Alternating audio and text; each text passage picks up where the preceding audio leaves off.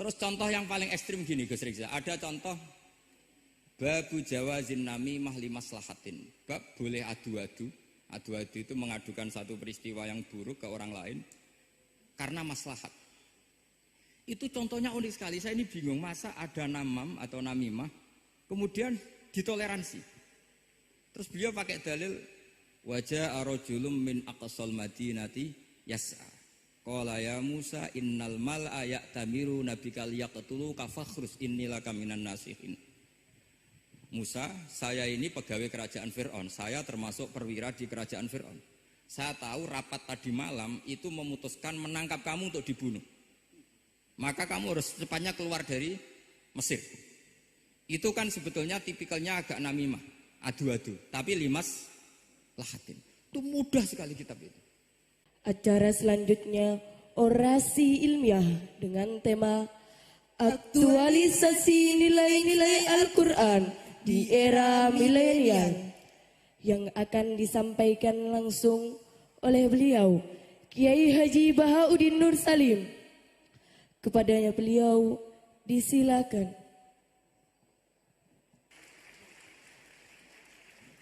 Ini kalau arepe mulai kok takon acarane opo iki.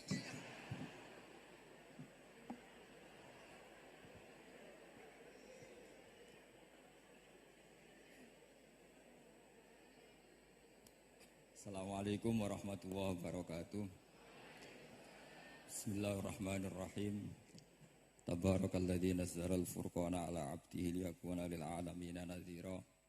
Allahumma shalli wa sallim ala sayyidina Maulana Muhammadin wa ala alihi washabihi asma'in amma ba'du. Yang sangat saya hormati Rektor Tribakti Kiai Haji Abdul Ghafabi, semua keluarga Lirboyo, semua yang hadir yang saya hormati. Ini tadi saya diajari doa maksa Tuhan. Saya punya sanad yang mungkin lebih keren. Jadi ada seorang Arabi berdoa di Raudhah. Ya Allah, jika engkau jadikan orang soleh, maka yang senang adalah kekasihmu. Jika engkau menjadikan saya orang fasik, maka yang senang musuhmu, yaitu iblis. Tinggal jenengan mau menyenangkan kekasihmu apa musuhmu.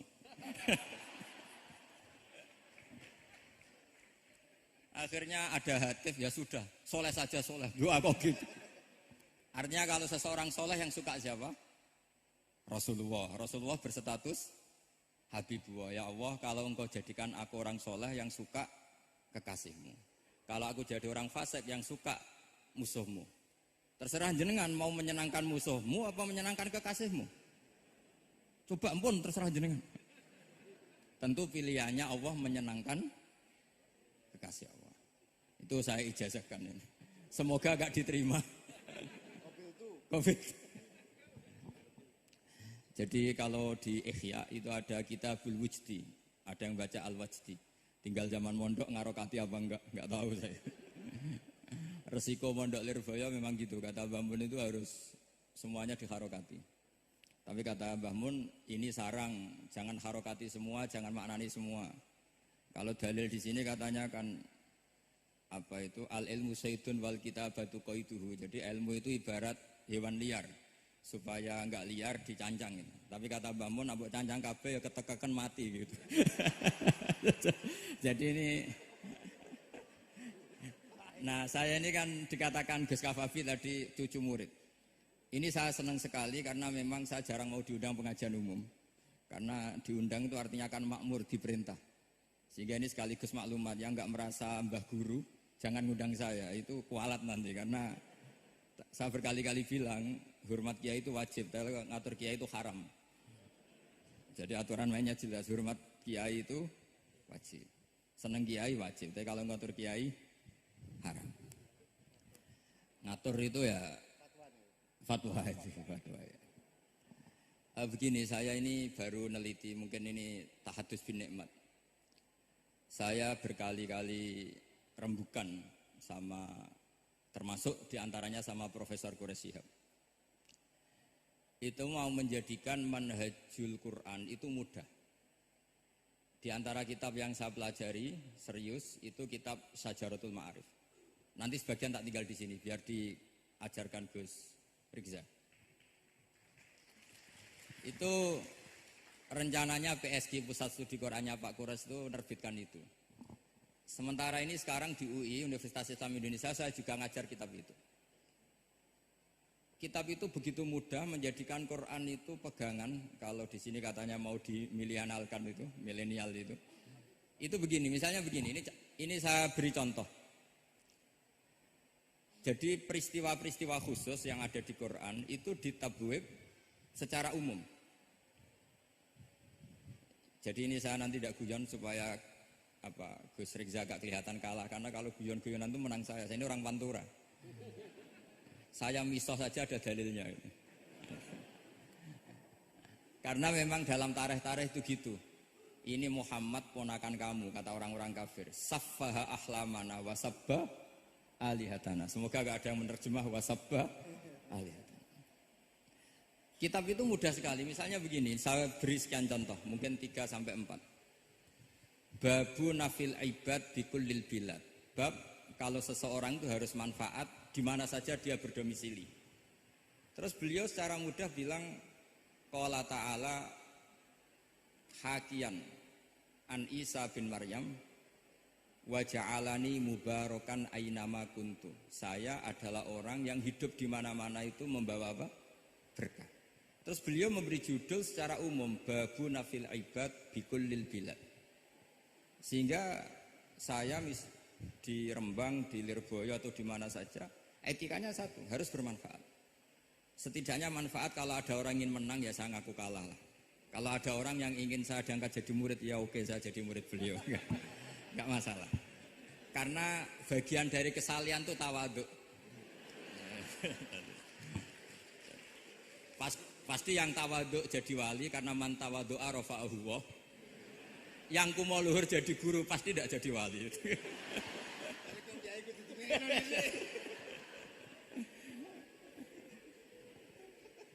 Terus ada bab yang sesuai dalam konteks Indonesia. Itu juga dibabkan umum. Babu saddid dzara'i.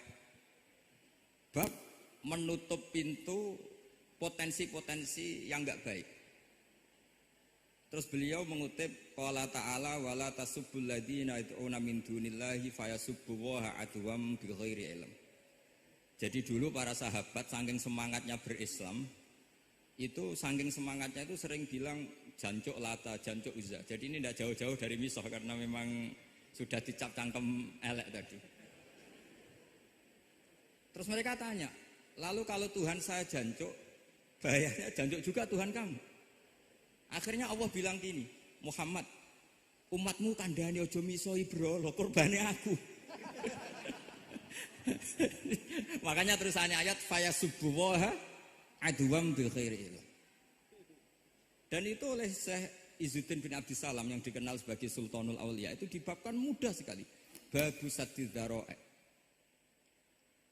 Jadi kalau kamu ingin Allah tidak dipisoi, Islam tidak disakiti, kamu jangan menyakiti agama lain. Itu bagian dari mencintai Islam.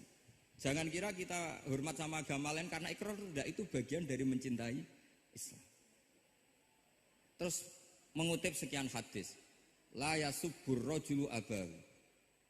Sebagian riwayat la yal'anur rajulu abahu. Ada yang baca layal ani, terserah lah. Kalau nahia layal an sopa rajulu, terserah itu apa khobar bimanal amri, apa bacanya layal an itu bisa dipasul masail nanti itu. Jangan sampai seseorang tuh misoi bapaknya. Kata para sahabat, wa kaifa yasubbur rajul abahu. Bagaimana mungkin seseorang misoi bapaknya sendiri? Terus kata Rasulullah, yasubbu abar rajuli fayasubbu abah. Wa yasubbu ummar rajuli fayasubbu ummah. Dia misoi bapaknya orang lain kemudian dibalas bapaknya dipisoi. Ini penting saya utarakan. Jadi mudah sekali. Terus dibabkan di bab umum itu babu saddid dzara'i. Sehingga peristiwa yang khususiyah ini menjadi bisa ditarik kesimpulan secara umum dan Quran maupun hadis mengawal kita ila yaumil kiamah. Karena kita tidak kehilangan stok untuk memaknai Quran dan hadis dengan cara yang diajarkan Syekh Izzuddin bin Abdissalam yang kita kenal, beliau termasuk Sultanul Ulama. Contoh ketiga ini yang paling penting dan itu saya sering utarakan. Beliau bikin judul La yutrakul haqqu li ajlil batil. Kebenaran tidak boleh ditinggalkan hanya karena banyak kebatilan. Uniknya apa? Beliau pakai dalil, saya yakin seorang Dr. Riza pun nggak terlintas kalau itu ada. Meskipun bikin rumus istihad tadi yang nggak ada kembarannya tadi. Karena ulama yang waras ya nggak ingin ngembari rumus seperti itu. Memang nggak perlu dikembarin, apalagi dosen-dosen tribakti itu nggak suka. Ini padune ra kuat gaji kan gitu. Itu kan dalih supaya ngirit ya. Wes mulang gak arep-arep gaji barokah gitu. Itu mesti kong kali kong sama bendara ya. Karo yayasan itu. Itu ada judul la yutrakul haqqu li ajlil batil. Itu uniknya beliau hanya dalil inna sofa wal marwata min sya'airillah faman hajjal baita wa atamara fala junaha alaihi ayyat tawafa bihima. Sofa dan marwah itu hakikatnya adalah min sya'airillah, termasuk syiar-syiarnya Allah. Maka siapa yang haji maupun umroh enggak apa-apa. Allah dalam bahasakan itu enggak apa-apa, fala junah enggak apa-apa, terus saja tawaf di situ. Memang dalam bahasa Quran enggak bahasa sa'i tapi pakai bahasa tawaf, ayat tawafa bihima. Kata Sayyiduddin bin Abdi Salam, di sofa ini ada Isaf, nama berhala, di Marwah ada Nailah, juga nama berhala. Yang orang-orang jahiliyah dulu ini menyembah dua berhala ini. Karena ada berhala mereka merasa risih kalau ibadah ritual tauhid di situ. Tapi kata Allah, teruskan saja kamu tawaf di situ atau sa'i di situ. Artinya apa? Kebenaran tetap diperintahkan meskipun ada kebatilan. Jadi gampang sekali. Terus beliau bikin judul la yutrakul haqqu li ajlil batil. Barang hak itu tidak boleh ditinggalkan karena barang batil. Saya di mana-mana kalau boleh dikatakan fatwa. Kalau ada orang mati karena narkoba atau karena mendem atau karena koplo atau karena oplosan, itu kita sebagai kiai datang saja. Tapi tidak harus kiai yang top-top kayak Gus Rizal, salah satu kiai datang. Karena sekali kita tidak datang, mereka akan menciptakan tradisi baru dalam penguburan. Kiai ratekong, soleh-soleh ratekong, dipendem ala mereka. Didekno ambek diminumi arak. Sehingga kita datang ini karena apa? Sebetulnya demi melaksanakan syariat Islam, memperlakukan janazatu muslim. Kita kelola secara Islam. Meskipun mangkel, kita mangkel, wong mati kok oplosan. Mati-mati pas sujud kan keren. Atau mati karena gaji terlambat kan keren. Ini mati kok. Atau mati karena miskin telat apa? Gaji kan keren, tirakat lah, qanaah. Nah. Betul, ini mas-mas kalau yang mencintai mbak-mbak tidak kesampaian, syahid cinta itu juga syahid. Asal tidak pernah lihat, tidak pernah SMS. Ngempet tok, itu kalau mati itu syahid. Tapi syaratnya nggak ngelihat, nggak nge-SMS, nggak WA. Pokoknya seperti itu. Nah, ini penting saya utarakan. Saya pernah diundang salah satu acara akad nikah. Itu yang undang itu nanggap ketoprak. Gus nanti ada ketoprak di rumah saya, tapi jangan nggak usah lihat itu. Tapi jam 9 ngakatkan anak saya. Ya saya datang. Pas itu memang nggak ada udzur saya datang. Itu sudah ada biduannya banyak di situ. Kenapa saya datang? Pikiran saya tadi. Kalau kiai tidak menyaksikan akad nikah, nanti mereka bisa bikin cara akad dengan cara mereka sendiri. Sehingga takbir-takbir yang di fikih, misalnya walimatul ursi itu kalau ada ikhtilatur rijal wan nisa haram hadir, itu nggak pernah dilakukan oleh guru-guru kita. Setahu saya Mbah Mun, bapak saya, guru-guru kita, meskipun ada ikhtilatur rijal wan nisa, mereka kalau ada walimatul ursi asal tidak ada udzur itu datang. Karena la yutrakul haqqu li ajlil batil. Padahal jelas dibajuri di jika hunaka muharramun nggak dimaknani, jadi ya bingung. Maksudnya bingung milih, saking banyaknya ilmu. Bukan bingung karena goblok, bukan.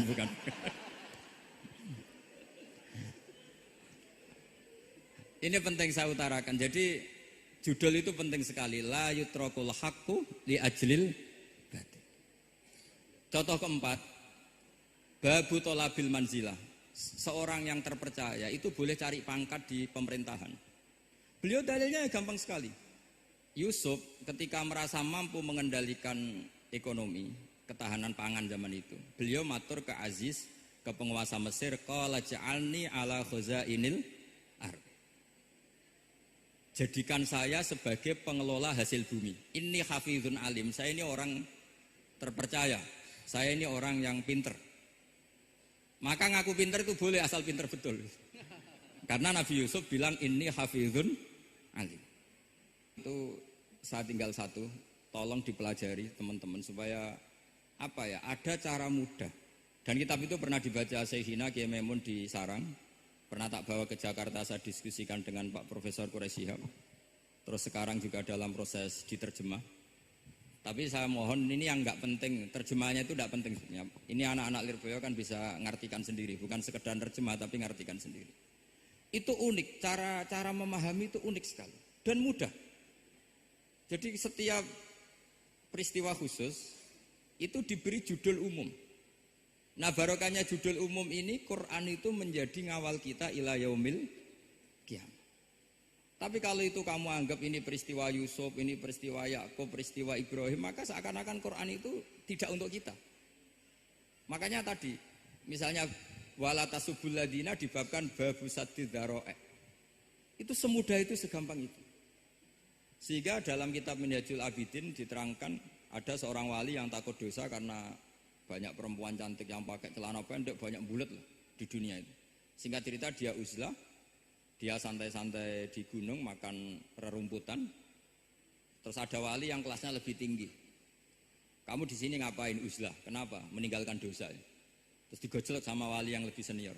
Kira-kira ya saya gojlok Gus Rizal kalau gitu.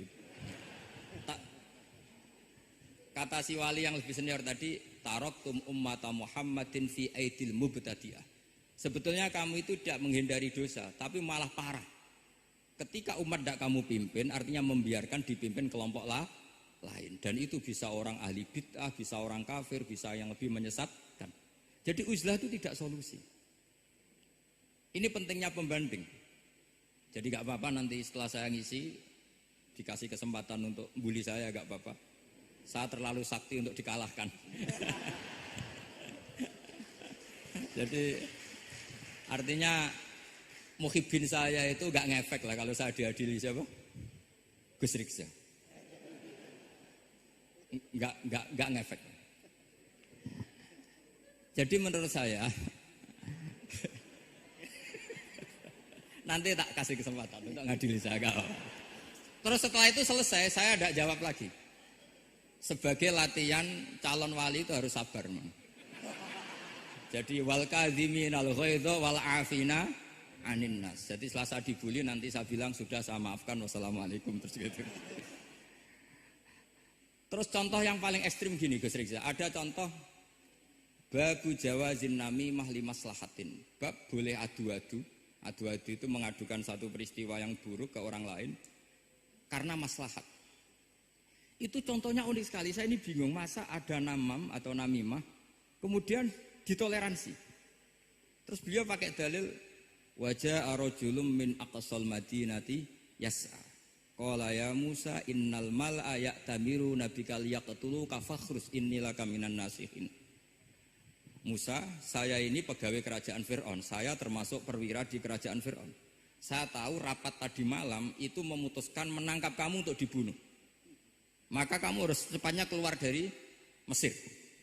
Itu kan sebetulnya tipikalnya agak namimah, adu-adu. Tapi limas lahatin. Itu mudah sekali kitab itu. Jadi saya mohon anak-anak Tribakti yang mau mengkaji Quran ingin alim, pakai kitab itu. Saya jamin kalau khatam pasti alim. Khatam paham maksudnya. Daripada sampean pakai metode usul fikih itu keruwetan, karena selain judulnya sudah ruwet. Lubul usul itu sudah ruwet. Dulu saya ngaji di Sarang itu semua satu kelas itu semuanya dapat 4 terus. Kecuali saya tidak dapat nilai karena gurunya bingung biji. Tidak tahu bingungnya itu karena dianggap terlalu alim atau terlalu goblok, tidak tahu saya. Yang jelas usul fikih saya itu nggak ada nilainya. Begini kalau dalam usul fikih kan begini. Ya ini agak menghormati pasca sarjana, jadi agak-agak ruwet biar kesannya itu ya intelek atau pinter lah gitu. Kalau guyon terus itu kan nganggap sampean itu isane mau paham guyon itu. Jadi gak ngergani orang seperti orang guyon terus itu. Tapi ini agak serius. Begini. Misalnya saya sebagai kiai ngundang Zaid, kamu ke sini. Saya jelas sebut Zaid ke sini, ada tamu. Sebetulnya saya ingin Zaid apa ingin cah dalam siapa saja asal bisa melayani tamu. Zaidun itu zikrul ba'di wa iradatil kul apa zikru Zaidin fi ainihi. Itu kan jadi perdebatan di ilmu usul fikih. Ketika Zaid gak ada, terus di situ ada pelayan yang bernama Bakar Umar gak datang, pasti kayaknya marah. Cek sombong ya santriku, tak udang rano sing moro. Terus misalnya anak-anak bilang, Pak Yai Anda kan tadi manggil Zaid, gak manggil kita. Cek goblok maksudku ono sing nyuguhi teh. Ora kudu Zaid, Bakar Umar ya kena. Bocah kok goblok kan mesti gitu. Artinya gini, menyebut aktor dalam Quran atau hadis itu yuradu syakhsun bi'ainihi, apa itu bagian dari zikrul ba'di wa iradatil. Sehingga semua peristiwa di Quran entah itu nyebut Fir'aun berarti mewakili orang togo, orang yang lacut. Menyebut Musa mewakili orang baik. Apa bagaimana? Itu jadi perdebatan. Nah itu di kitab usul fikih itu penjelasannya ruwet sekali. Sehingga mungkin misalnya begini dalam satu kaidah usul fikih. Hormati tamu yang datang ke saya, siapa saja. Itu saya ralat. Hormati Zaid jika datang bertamu ke saya. Begini, siapa saja tetap berlaku dan kiai menyebut Zaid adalah zikru ba'di afrodi dzalikal kulli, menyebut individu dari kuliah yang masuk. Jadi tetap hormati tamu siapa saja. Yang termasuk siapa saja adalah Zaid. Apa siapa saja tidak menjadi hukum karena terganti hanya khusus Zaid. Itu jadi perdebatan di perdebatan usul fikih. Jadi terlalu ruwet. Tapi kalau di kitab tadi yang Syajaratul Ma'arif karangannya Izzuddin bin Abdissalam itu gampang sekali. Saya baca itu min awali hatta akhir itu tidak ada yang iskal, gampang sekali, mudah sekali. Karena tadi mungkin dikarang ahlinya dan dibaca oleh ahlinya, jadi gampang sekali ini. Jadi semudah itu. Istidlal itu gampang sekali. Ya saya ulang lagi tadi karena ditulis orang ahli dan dibaca oleh orang ahli. Tapi saya pastikan kitab itu tuh mudah sekali. Kenapa saya menyarankan begitu? Karena begini. Sekarang tuh banyak orang menafsirkan Quran karena hanya melihat terjemah atau dengar-dengar dari orang lain. Sementara kita yang gudangnya, kita ya semua lah santri sarang Lirboyo semua. Itu tidak mau memulai. Andai kan kita mau memulai, maka kita akan tahu ma'u bainal ukhtain, menikahi mbaknya plus adiknya, finikahin wahid, tahta rajulin wahid. Jadi enggak boleh mempoligami mbak bersama adiknya. Kalau kita percaya zahirun nas, maka yang haram hanyalah wayoh atau berpoligami mbak dan adik. Dan itu bahaya kalau Anda memahami seperti itu. Zaman Rasulullah Sugeng ngendikan ditambahi satu tok sama Nabi. Wala benal mar'ati wa ammatiha wala benal mar'ati wa kholatiha. Itu kalau orang Jawa kan satu, karena bulek dan bude, orang Jawa itu sama, dari bapak ya bulek, dari ibu juga bulek. Tapi kalau orang Arab bilang min jihatil ab disebut amma, min jihatil dikatakan kholah. Nabi zaman Sugeng itu hanya nambah itu tok. Juga agak boleh menikahi ponaan plus buleknya atau menikahi buleknya plus ponaannya. Kemudian oleh ulama fikih ditambahi satu kaidah. Dua perempuan yang kalau saja laufurido itu kalau saja diandekan yang satu lelaki tidak boleh nikah, maka orang ini tidak boleh dijamu dikumpulkan tahta rajulin wahid. Berarti memasukkan siapa saja? Mbah dan cucunya, perempuan dan buliknya, perempuan dan saudaranya. Nah, artinya gini, andekan yang disebut Quran itu menjadi itu saja hukumnya, maka yang haram poligami hanya mengumpulkan mbak dan adiknya, karena Quran hanya bilang wa antajma'u bainal ukhtain. Tapi tentu itu kebodohan. Mesti gak tahu ngaji usul fikih. Kitab yang pantangannya orang banyak, ya pantangannya gurunya bareng, jadi itu bukan pantangan muridnya saja. Mungkin ada ulama yang era Imam Syafi'i meredaksikan wa antajma'u bainal ukhtain ibaratun anil jam'i bainal mahromen. Apapun itu, tetap ukhtan di sini itu satu percontohan mengumpulkan dua perempuan yang ada hubungan mahram, entah karena saudara kandung atau bulik bude atau mbah sama cucu. Lalu pertanyaannya, kenapa Quran tidak menyebutkan mbah dan cucu? Kebayang nggak misalnya Gus Rizza nikah orang perempuan cantik umur 25 plus banyak umur 70 tahun. Nggak mau membayangkan. Katanya tidak mau membayangkan. Artinya gini, orang waras itu tidak akan melakukan seperti itu, maka nggak perlu dilarang. Tapi nak rabi bae sesuai gedon, jebule ayu adi itu banyak. Terus dongano bae mati itu banyak itu. Sehingga yang potensi bahaya itu wa antas mau penal ukten. Karena yang potensi nakal itu ya itu tadi.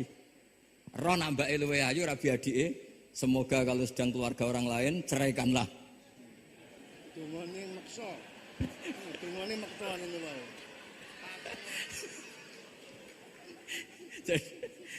Jadi ini penting saya utarakan. Jadi ini serius tapi saya tetap rileks. Jadi mohon dipelajari lah usul fikih. Kalau usul fikih Anda kesulitan, pelajari saja kitab Syajaratul apa? Misalnya begitu, misalnya tadi babu nafil ibad bikulil bilad, bab seorang hamba sebaiknya di mana saja bermanfaat. Terus cerita tentang Nabi Isa, wa ja'alani mubarakan aina ma kuntu. Saya masih ingat baca kitab supaya Pondok Lirboyo bangga bahwa cucu muridnya alim alama. Jadi ini bagian dari itu. Wong putu muridnya wae alim, banggune murid Lirboyo ora alim, wong putune wae alim kan gitu. Jadi kalau sampean ndak alim dosa gede. Saya kata Gus Kafabi kan putu murid, wong putune wae alim mosok muridnya gak alim. Awas nak keman gak alim, sini-sini wong.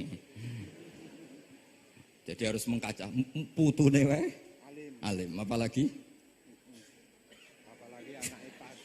apalagi anak epas.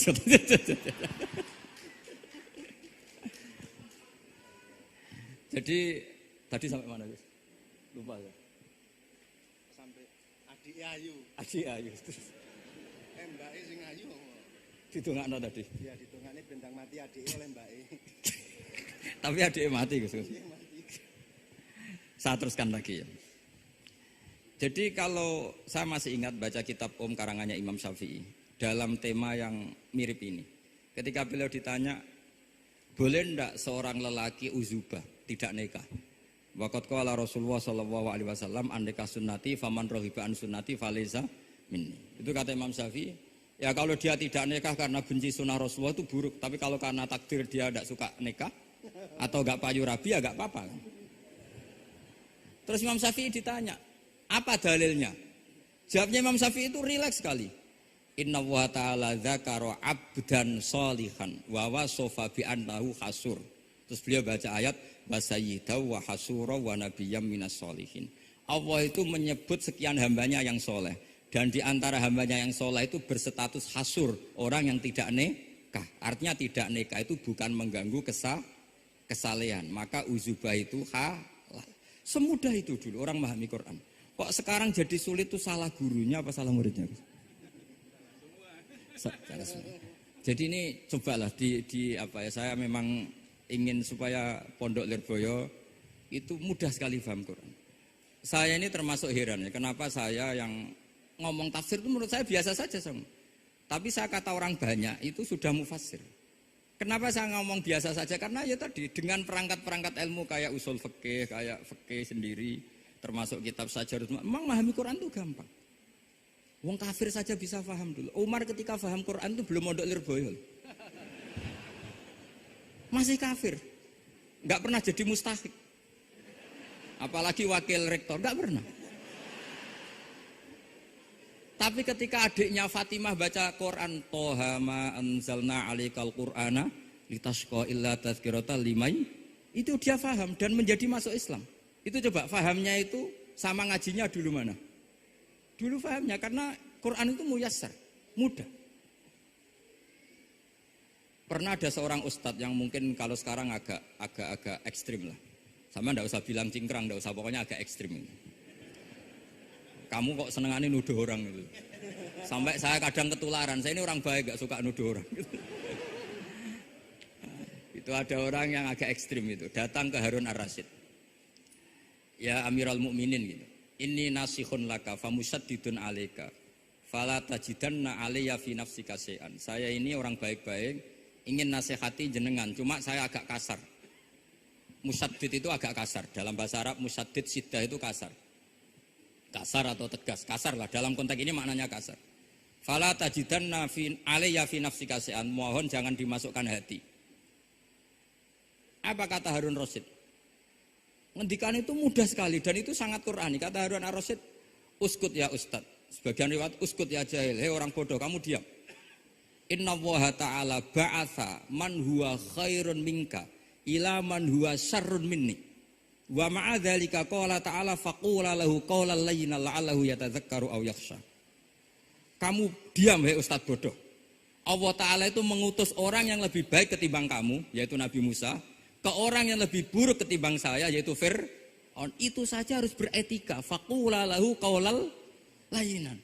Kok kamu sama-sama muslim mau main kasar sama saya? Man huwa khairun minka ila man huwa syarrun minni.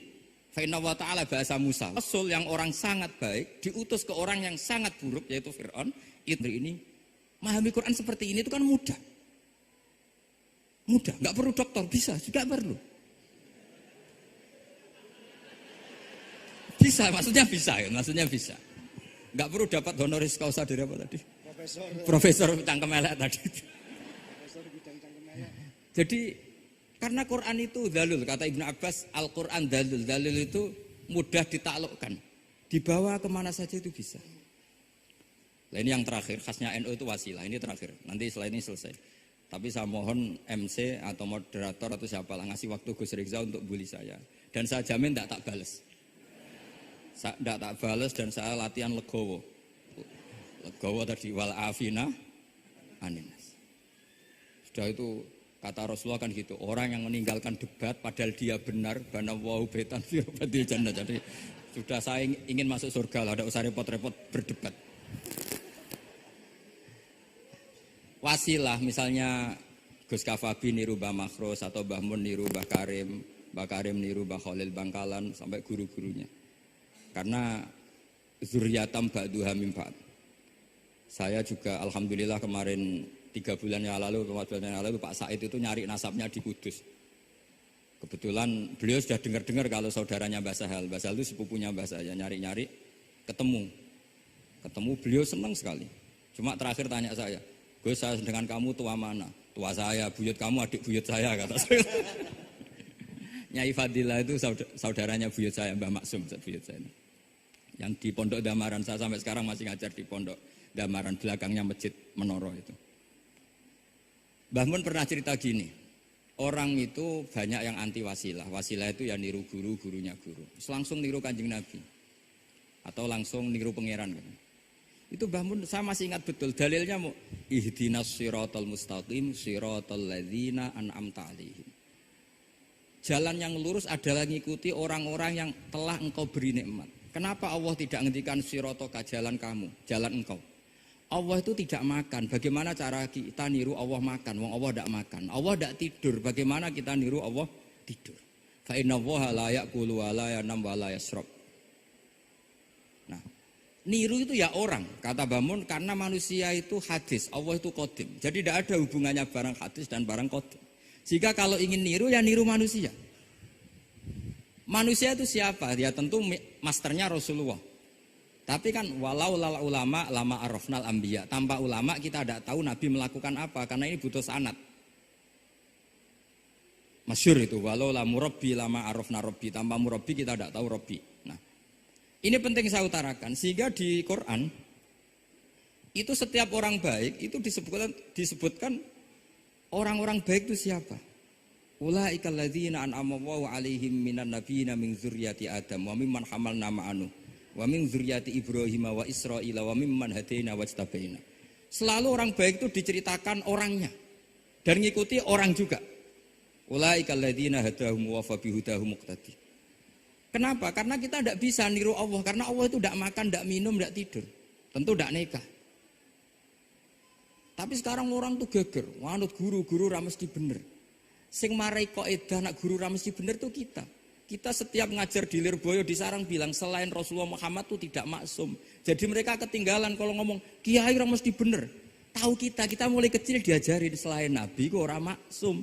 Dekne ro ilmu anyaran kok ngandani sing mulai bayi alim itu kan lucu. Kita mulai dulu tahu selain Nabi itu tidak maksum. Kok malah dikandani, kiai tidak mesti benar, kenapa diikutin? Udah tahu kalau kiai tidak mesti benar. Cuma kalau kiai tidak mesti benar, nak kue mesti ra bener. Lagi-lagi gerakan cangkem elek kan gitu. Kalau kiai itu hanya mungkin tidak benar, kalau kamu mesti tidak benar. Ini penting saya utarakan, sehingga mudah sekali. Apa dalilnya wasilah? Ya kita jawab saja. Ihdinas siratal mustaqim, siratal ladzina an'amta alaihim. Semudah itu Quran dipahami ahlinya. Tapi sekarang kok memahami Quran jadi sulit, saya menjadi tidak tahu. Ya seperti tadi Izzuddin bin Adi Salam itu banyak dalil la yutrakul haqqu li ajlil batil. Itu contohnya itu hanya innas sofa wal marwata min sya'airillah. Ketika sofa dan marwah belum steril dari berhala-berhala itu, ketika Ka'bah belum steril dari berhala-berhala itu, Nabi tetap tawaf di Ka'bah, tetap sa'i di sofa dan marwah. Kemudian itu disimbolkan la yutrakul haqqu li ajlil batil. Segampang itu agama. Tapi kenapa menjadi sulit? Jadi saya mohon sekali karena kitab itu sedang dikaji di PSG Pusat Studi Quran, juga dikaji di pondok saya. Dulu Syekhina Maimun pernah baca juga. Sekarang di UII yang ngajar saya. Jadi saya ingin, dan itu diajarkan ditulis lah oleh ulama sing ma'ruf, bahkan gelarnya Sultanul Ulama.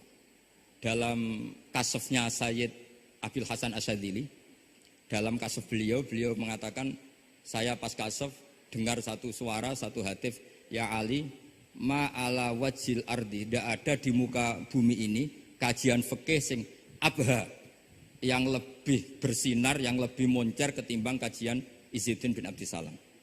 Dan tidak ada kajian ilmu hadis mengalahkan kajian Abdul Azim Al-Mundhiri yang ngarang At-Targhib itu.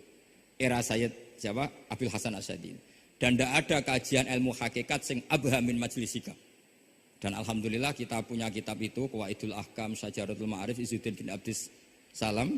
Juga kita punya kitab Abdul Azim Al-Mundhiri karena kita pakai At-Targhib At-Targhib itu mukhtasornya Muslim juga.